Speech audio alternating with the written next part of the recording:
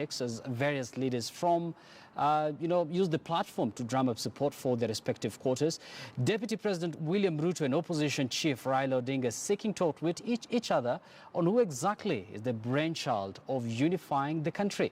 President Uhuru Kenyatta, however, evaded the discussion, instead focusing on the goals of unifying the country. Ibrahim Karanja is up next with that report. In the presence of President Uhuru Kenyatta, his deputy William Ruto and opposition leader Raila Odinga at one event meant one thing: politics would reign supreme. And when the three addressed the crowd at the burial of musical legend Joseph Kamaru, politics of uniting the nation took center stage. Raila Odinga reiterating the importance of the March 9th handshake between him and President Uhuru Kenyatta. The president again collaborating the narrative. Na ni kwa njia ya kutafuta huo umoja tukapatana na ndugu yangu Mheshimiwa Ruto. Na pia ni katika harakati za kutafuta huo umoja na amani tukapatana na ndugu yangu mkubwa Mheshimiwa Raila Odinga. Sasa tumeamua mimi na ndugu yangu ati wakati imefika ya sisi kuunganisha Wakenya wawe kama kitu kimoja. Umoja ya Wakenya ndio ilifukuza mbeberu. Mbeberu akaogopa.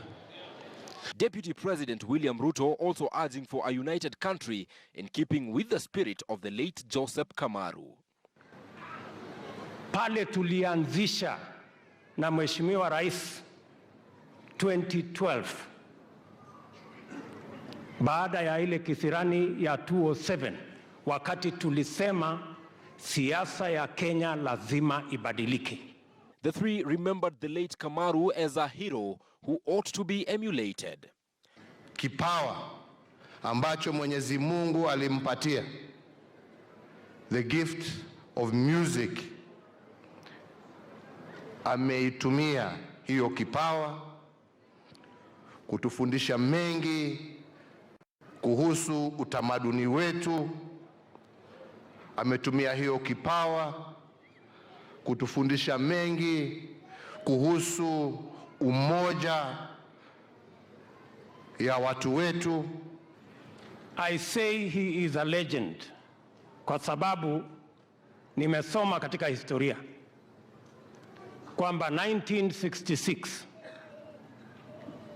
wakati aliimba wimbo ndari ya mwalimu, mimi wakati huo ndio nilizaliwa. Yeye amefundisha watu mambo mingi zaidi. Nyimbo zake zilikuwa zingine za ukombozi, zingine za mapenzi. Meanwhile, the water issue in Murang'a County also arose during the funeral service, with President Uhuru Kenyatta promising to broker talks between the two warring factions. Mimi sipigi dulu bila sababu yoyote. 30% of my people are short of water. Na kwa sababu rais na naibu wake wako hapa, mimi namuuliza kama vile mtoto anaitishanga baba yake maji kidogo tu, tafadhali tuwei mai. Maji ni uhai. Maji ni ya Mwenyezi Mungu. Mabishano tunabishania nini?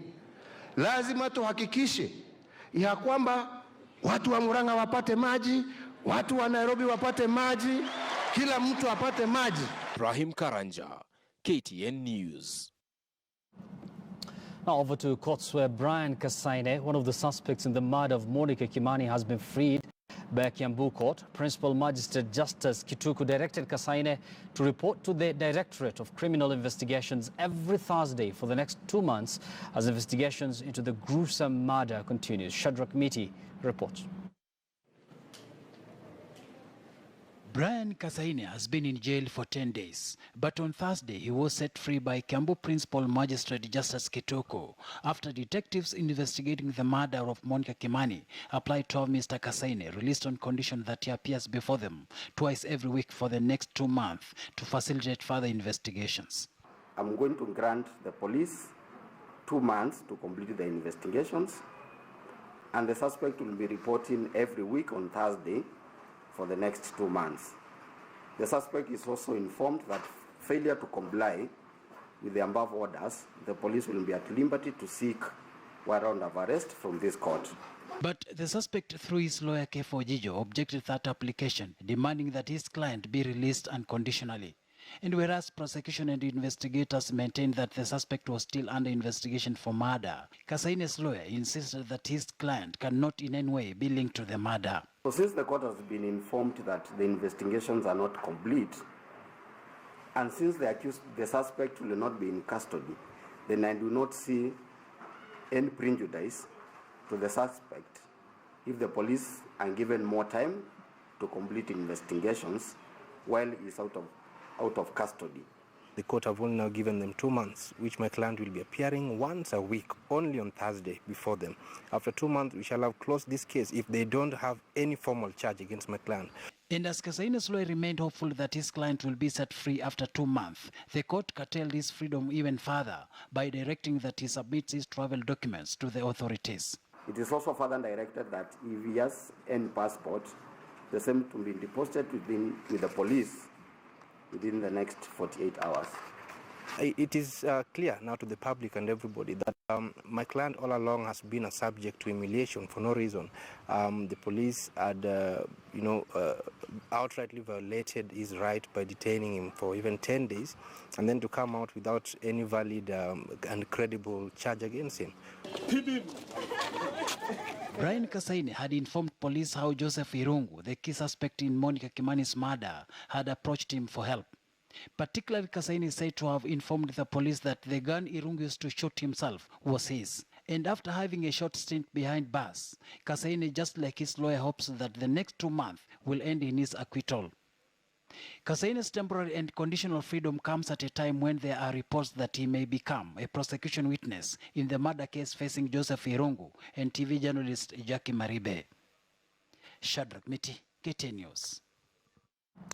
Now, tonight, the search for Tanzanian billionaire Mohammed Dewji, popularly known as Mo, who was kidnapped by a known gunman, continues. The former politician cum billionaire was on Thursday morning abducted while leaving the luxurious Colestia Motel in Dar es Salaam, that is in Tanzania, after a gym session. Now, Tanzanian authorities have confirmed the missing of Africa's youngest billionaire and say they have launched investigations. Mohammed is the first Tanzanian to feature on Forbes magazine's cover and is the 17th richest person in Africa.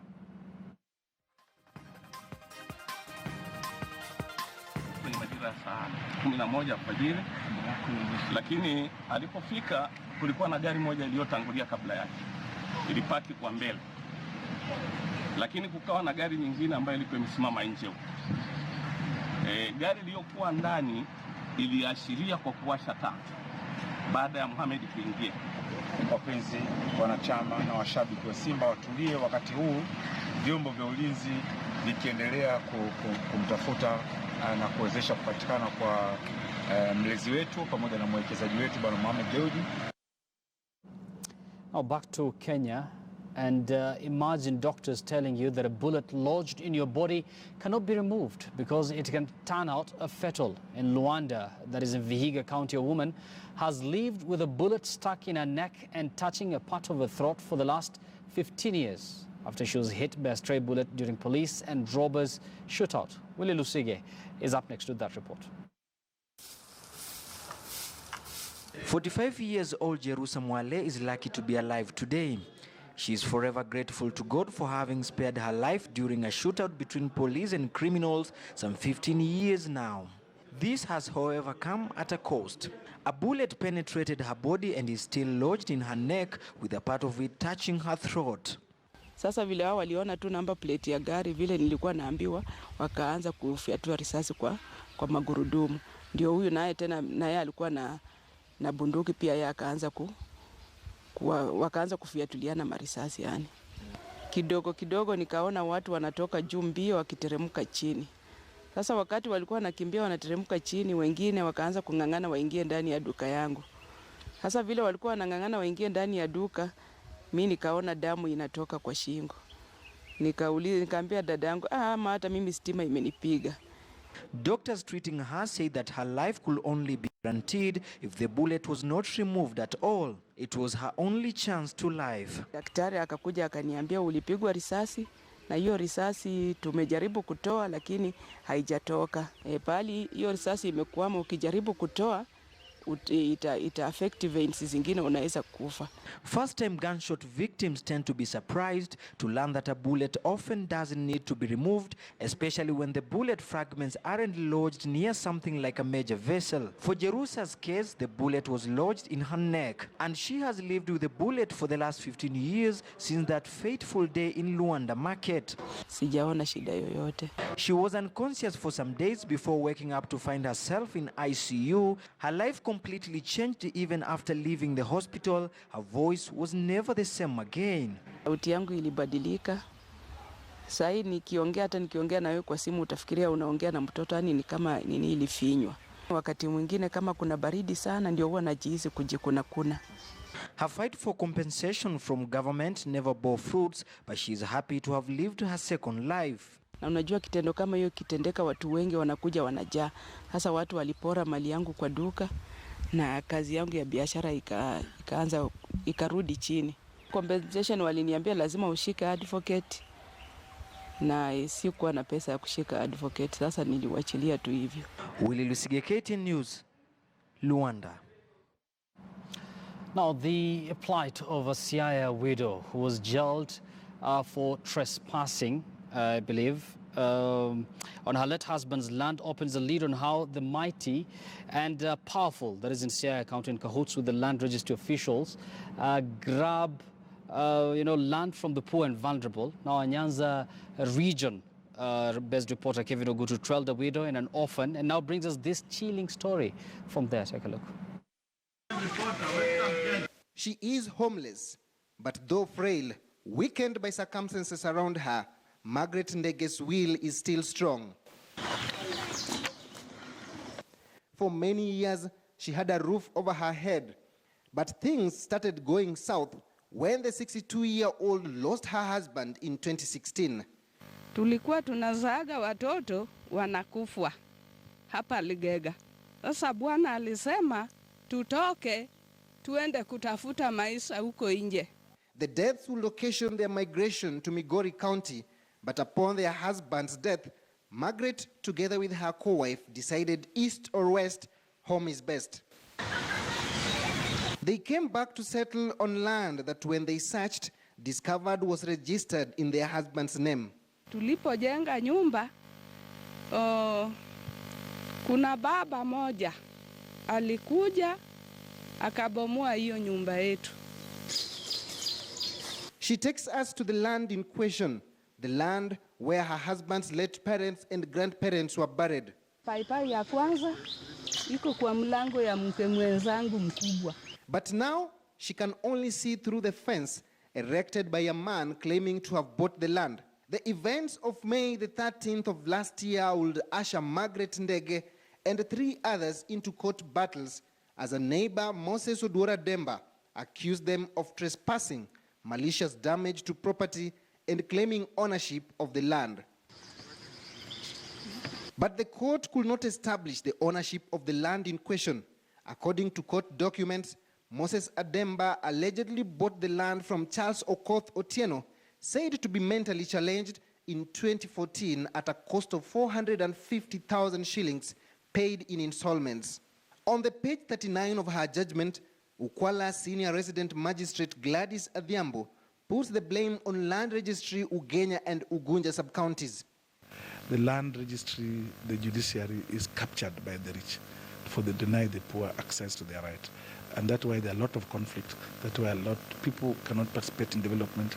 And the people are left alone. The political leadership is also not responding to the needs, because we thought that county government need to put certain allocation of money to help people secure title deeds and to protect their land. But the magistrate will find them guilty of unlawful damage to property and sentence them to 6 months in prison. Na saa hiyo unafungwa ndio akakamatwa huyu Simon Onyango, mtoto ya huyu mama. Siku hiyo na huyu alikuwa anakujaga katika hiyo kesi. On his part, Ademba says the land transaction was a clean business. 30 kilometers away at Anduro Luala village in Alego, 25-year-old George Otieno, an orphan, is also landless. A sitting member of County Assembly of Siaya bought the 4.5-acre piece of land from his aunt when he was still in school. When we called him, the MCA said all the land he has, he acquired legally. So as per now, I'm staying and I'm paying a rent of 2,500 per month. And that one, it is too difficult for me because we have a big chamber there and I can't go there because it was sold a long time ago. He is among the unlucky who never managed to see their parents. And even long after they were dead, he couldn't trace any of the photographs. But now at 25 years old, George has a family, but no land to lay his hands on. This is one of the increasing incidences where the rich disinherit the poor and vulnerable. Because we thought that county government need to put certain allocation of money to help people secure title deeds and to protect their land. And that's a bigger problem in development in Siaya County. Kevin Ogutu, KTN News. We do hope that the family there is going to get justice. Now, with the rising cost of fuel products, especially kerosene, most marginalized communities are looking for other ways to light their world. The communities that live in arid areas and depend mostly on livestock for their daily living are finding favor in what they have in plenty, that is solar. We sought to find out how life is changing for the marginalized communities. Kibiko, the little-known valley in Kajiado, West County that lay below the Ngong Hills, famous for windmills that look to provide the country with 50 megawatts of electricity, is ironically dark. The visibility of long poles that characterize power lines in most areas is scarce. Residents here have for a long time been forced to walk miles to get kerosene to light up their homes. Kama saa hii imepanda sana, so unahitaji utumie pesa nyingi ulete, ama utume pikipiki kama hujaenda mwenyewe, na hiyo pikipiki utamlipa na pia utalipa hiyo kerosene ilete nyumbani. However, the shift towards renewables is taking shape. According to Jane Gishuri, the regional manager of Azuri, one of the pay-go solar companies in the country. The uptake of solar panels in the area is steadily rising as residents look to unlink themselves from the plague of darkness that has been with them for a while now. We started with very few, and when you talk about 90%, it means the customer feedback is quite friendly. That is why they have been able to spread the news to the rest of the neighbors, and they have been very much welcoming. Many kilometers away, in a small town in Dukamoja, Narok County, business is booming for Jeffrey Sundai, who 1 year since he opened a local hotel, customers haven't had enough of it yet. The tiny kiosk has now become a popular joint as locals frequent to also unwind thanks to the solar TV. Ikifika saa ya lunch time, customers wengi wanaingia hapa kuangalia news. Ikifika saa moja hivi wanakusanyika hapa, wanakuja kuangalia news. Pia imesaidia kwa sababu mara mingi electricity inapotea hapa. Kwa hivyo watu wengi wanakusanyika hapa kuja kuangalia news. Hapa kuna tire security. Kwa hivyo watu wengi wanakuwa mahali hapa. Kwa hivyo imesaidia kuinua kazi yangu. Mobicom Solar Company reports that they have experienced huge demands from the area. The company has so far connected over 160,000 houses and are optimistic of expanding the customer base to 300,000 in the next 3 years. We have introduced a system that we are calling e-wallet or Jasa Mdogo Mdogo. That a customer with 100 shillings, with 50 shillings would be able to deposit into their account, and upon hitting the minimum amount, then a T code is generated. The smiles tell it all. The winds of change for the marginalized communities are blowing hard. The push to get to light is growing every day. And although charges to obtain the device are high, the residents' will to take the step is unmatched. Thank you, Thandiwe Yego, for that report. Now, the Women Entrepreneurship and Innovation Summit, organized by Expodium Africa Limited, kicked off today with a call on women entrepreneurs to embrace changes in technology to grow their businesses in an increasingly digital world. The summit, whose theme is Opportunity Countdown, is seeking to provide women with the information and networks for their entrepreneurial journey. The conference objectives include establishing a platform for promoting and supporting female entrepreneurs, tapping into business opportunities available to women, as well as identifying challenges facing them and uncover innovative solutions. The big four, we are looking at the housing, we are looking at the food security, we are looking at how these women can be able to identify that particular opportunity that they can be able to do business and do it big. We are looking at, looking at the surroundings, look at the technology, look at the infrastructure, look at what the government is doing, and capture in and zero in on how they can be able to build up their own entrepreneurship. Many times, it is because of the culture that we have gone through that we don't start businesses as women. Not because there's no idea, not because there's no opportunity, but simply as a cultural basis. That is shifting across the world. The best business that you can do is the one you have given birth to, where you have identified a good business opportunity, where you realize that there is this problem, you want to solve it for the society, and you go right ahead and do that. So you must always start from the marketplace. What is the problem? And when you identify what the problem is, and the market is there, you ask yourself, do I have a market? And then from there you can move ahead and provide the product. Now, as the world marked Mental Health Day Wednesday, we sought to know why the illness is becoming a silent killer among the youth today. Who is to blame? Is it parents, or is it neglect of the mental health sector? And why is the youth? Mental illness is a major health challenge, yet it receives little public attention. Mental illness carries with it a lot of stigma, and it can have serious consequences like suicide. Fiona Imbilo is 21. She has had her fair share of struggles with mental health. I had realized that the way I think about things is different from other people, because there's overthinking.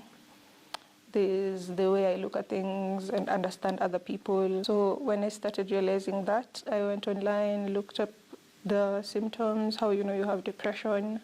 Many other youths are facing the same challenges but decide to keep to themselves, just like Fiona did. There's fear, because you think when you know you have something like this and everything changes, when you have it and you kind of ignore it to an extent, it's kind of comforting, but it's not healthy. Biological, social, economic, and environmental factors can lead to a mental illness. Most young adolescents who come to our center would have a history, not just of depression, but also other issues at the family level, a divorced parent. And social media is increasingly fueling that fire. It's always the big pressures really put upon our young people.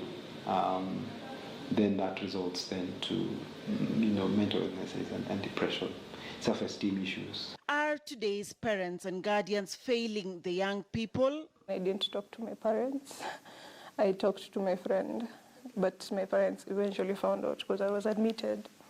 That lack of interconnectedness between the two would account for why perhaps these increased cases of mental health concerns, depression, and such like mental illnesses. The country has only 88 psychiatrists, 427 nurses qualified to handle the illness, 14 mental health hospitals with bed capacities of between 15 and 25. Out of every 6 people with a mental illness, 5 do not receive any treatment. According to the World Health Organization, suicide is the second leading cause of death among the youth between 15 and 29 globally. About 800,000 people commit suicide every year. Most people think of it like an aspect of your character or personality, and that way you don't really address it. So when you accept that it is an illness, because it's just like any other illness. Like when you have a cold, you'll say you have a cold. So when you have depression, you need to admit that you have depression. That way you can seek help. As a young lady pursuing law, Fiona's hope is that more support and attention can be given to mental health.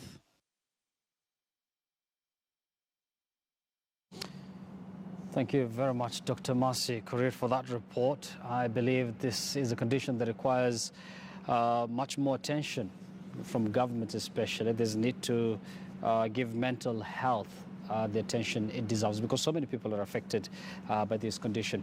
Now, they say it takes a village to raise a child, and in Kenya, a different kind of a village is progressively changing or shaping the narrative of how Kenya's over 2.6 million orphans and vulnerable children are growing up. The SOS Children's Village, that is in Nairobi County, has adopted a different strategy that involves attaching kids to homes where they are brought up by a mother figure as part of ensuring they grow up in a homeless setup. KTN Stibo Otieno spent the day at the Children's Village and now brings you that report. It's lunchtime at Tabitha Kemunto's home. She's preparing a meal for her 10 children. However, since she started living here 8 years ago, this house has been home to over 15 children in total who call her mother. Does that sound confusing? Well, that's because Kemunto is among 20 caregivers at the SOS Children's Village in Nairobi that is home to 143 orphaned and vulnerable children. Usually I say it's according, because if you don't love children, you will definitely walk out of them. At Kemunto's home, she proudly displays pictures of children who have passed through her hands. A biological mother of 5, she has dedicated her life to others who aren't lucky enough to be raised by a mother. When I was new, it took some time. Sometimes I used to think about my children. Next door to Kemunto is the home of 58-year-old Nancy Gisheru, who began work as a mother figure at this facility in January 1992. The home runs a unique program that ensures those brought here grow up in a society like any other, with a playground, a home, and most importantly, a mother. Applications are made and mothers are required to have no major family commitments and should be willing to dedicate themselves to raising children who are not their own.